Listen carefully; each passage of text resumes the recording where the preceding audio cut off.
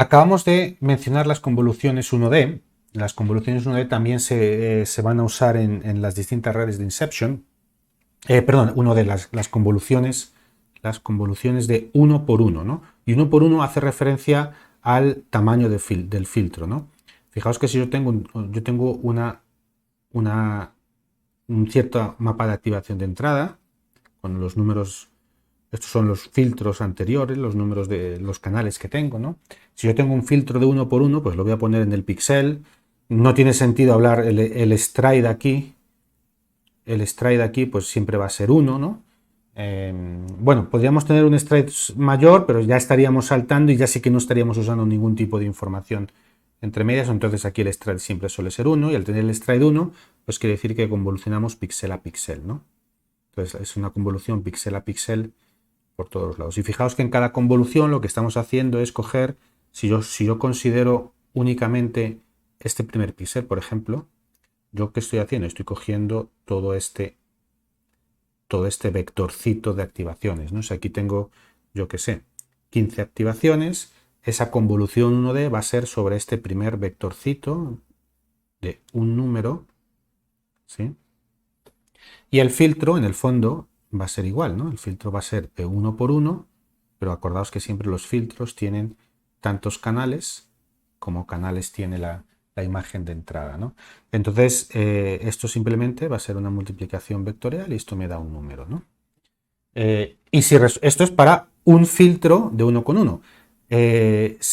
Con lo cual, al final, de aplicar un filtro de 1 por 1 a este mapa de activación, yo voy a tener un mapa de activación del mismo tamaño, con un canal, ¿sí? Si tengo otro filtro de 1 por 1, un filtro de 1 por 1, yo tengo otro filtro de 1 por 1, pues yo voy a tener otro mapa de activación, ¿no? Entonces los filtros de 1 por 1, fijaos que esto es una combinación lineal. Aquí puede haber una activación o puede ser una activación lineal a la salida de esto. Fijaos que los filtros de 1 por 1 en realidad no me están haciendo, no me están explotando a lo mejor la correlación que pueda haber entre píxeles contiguos en imágenes, que es lo que se pretende en realidad con una convolución, porque aquí cada filtro de 1 por 1 solamente me va a coger un píxel. Entonces, el propósito, el objetivo de los filtros de 1 por 1 mayormente es tratar de, es una combinación lineal más una activación o sin activación, mayormente es tratar de hacer una reducción de la dimensionalidad en el número de canales de entrada, ¿no? Entonces, si yo antes he aplicado muchos filtros, si por ejemplo estos son 90 filtros, y yo tengo aquí 10 filtros de 1 por 1, pues al final voy a mantener una estructura con el mismo tamaño que a nivel de convolución, en realidad yo no voy a estar combinando características de píxeles adyacentes, sino es simplemente una recombinación del mismo mapa de activación dentro de cada píxel, pero probablemente, si yo también solamente tengo 10 filtros, pues solamente de tamaño 10, ¿no? Entonces es una especie de recombinación y reducción de la dimensionalidad en el sentido del número de canales, ¿no? Cuando hacíamos max pooling o cuando hacemos los strides, la reducción de la dimensionalidad era en términos de las dimensiones del mapa de activación, la altura y la anchura, pero en este caso, con una convolución 1 por 1, es en el número de canales, ¿no?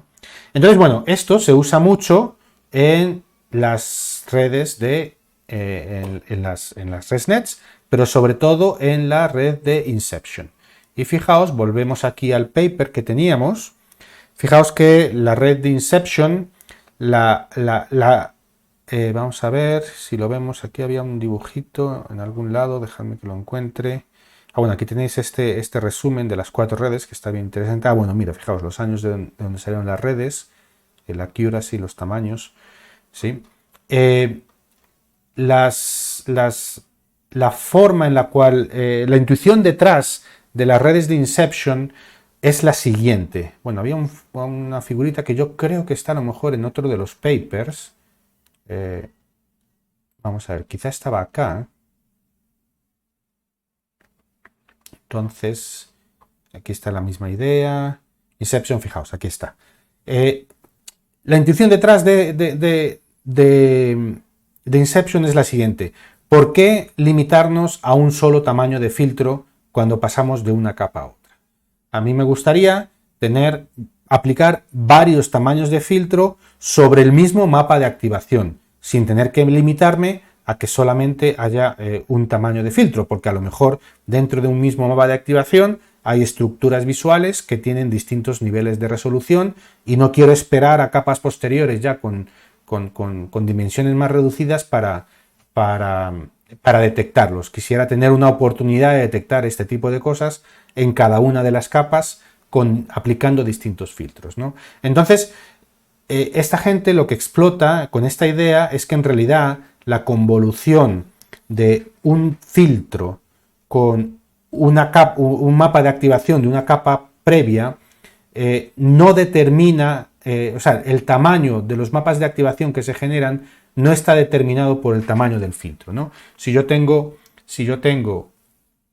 un cierto mapa de activación con varios canales a la entrada, yo aplico un filtro de 5×5, asumiendo que uso el padding igual a same, esto me genera alto y ancho, esto me genera un mapa de activación del mismo tamaño, ¿no? Alto, alto y ancho, ¿no? Y si aplico también un filtro de 3×3, me genera un mapa de activación del mismo tamaño, simplemente que aplicado con otro tipo de filtro y probablemente con más operaciones porque la convolución es más larga porque el filtro es más pequeño, ¿no? Pero el tamaño del mapa de activación generado es el mismo, ¿no? Entonces esta gente dijo, bueno, pues si el tamaño es el mismo, ¿por qué no aplico uno? Supongamos que tengo 2 filtros de 5×5 y tengo 4 filtros de 3×3. Entonces yo al final voy a tener 2 mapas de activación de los filtros de 5×5 y yo los puedo concatenar tal cual con a lo mejor los 4 mapas de activación de los filtros de 3×3. Entonces al final yo puedo tener un mapa de activación que tiene el mismo tamaño que el mapa de activación de entrada, pero tiene 6 canales, de los cuales 2 vienen de aplicar un filtro de 5×5 y 4 vienen de aplicar un filtro de 3×3, ¿no? Listo, pues fijaos que esto es lo que esta gente hace, aplica distintos tamaños de filtros a la vez en la misma capa y simplemente los concatena. Y luego, fijaos que aquí hay una convolución de 1×1 al final, y luego lo que hace, porque a veces al hacer esto, pues a lo mejor quedan muchos canales, porque estoy aplicando muchos conjuntos de filtros distintos, de distinta resolución, cada uno de los filtros. Entonces, lo que se hace es que a esto se le pasa por una convolución de 1×1. Con lo cual, si aquí me quedan muchos filtros, aquí yo puedo controlar el tamaño del mapa de activación de salida que me queda y lo puedo reducir a algo que yo quiera, ¿no? Entonces, eso es lo que está representado, vamos a ver si llego, eso es lo que está representado aquí, ¿no? Hay convoluciones de distinto tamaño, incluso hay convoluciones de 1×1 en cada uno de estos, en cada uno de los filtros individuales, incluso hay pooling también, pero luego hay una convolución independiente al final de todo, de 1×1 con los resultados. Al final se concatena todo, ¿no? Y eso es el núcleo de la red de Inception. Fijaos que hay varios bloques de incepción, Inception blocks, que son los bloques en los cuales se aplican distintos conjuntos de filtros, pero sobre la misma entrada, ¿no? Fijaos que aquí hacen estos grupos para representarlo de manera distinta. Y así tenemos oportunidad en las distintas capas, porque fijaos que cada capa convolucional lo que hace de alguna manera es generar un mapa de características de un cierto nivel, ¿no? Los que están más pegados, vamos a ver, los que están más pegados, o aquí, los que están más pegados a la imagen original, si tenemos la imagen original, un mapa de activación, otro, y luego estos son convolucionales, y luego los fully connected, ¿sí? estos mapas de activación son más, digamos, son features más pegadas a la imagen original, y estos mapas de activación son features más abstractos, ¿no? En el ejemplo que veíamos al principio de los vídeos de este módulo, ¿no? Entonces, en el fondo, lo que estamos haciendo con los módulos de Inception es tener